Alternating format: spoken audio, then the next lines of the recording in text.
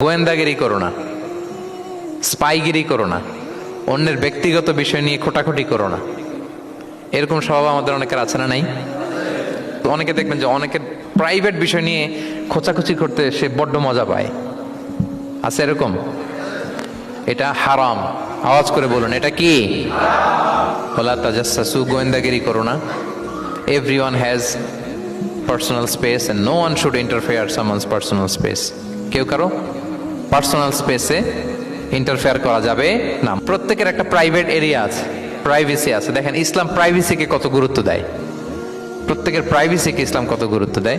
কারো প্রাইভেসির মধ্যে ইন্টারফেয়ার করা এটা ইসলাম পছন্দ করে না। এজন্য খবরদার, কারো ব্যক্তিগত কোনো ইস্যু নিয়ে আমরা নাক গলাতে পারবো না।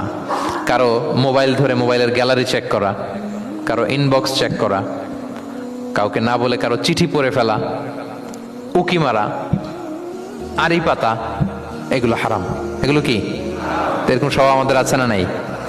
আড়ি পেতে শুনতে চাই, উকি মারি, তারপর সে কি করে দেখি তার প্রাইভেট মুহূর্তে, তারপর তার মোবাইল চেক করি, তার গ্যালারি চেক করি, তার ইনবক্স চেক করি। এই দায়িত্ব ইসলাম আমাদেরকে দেয়।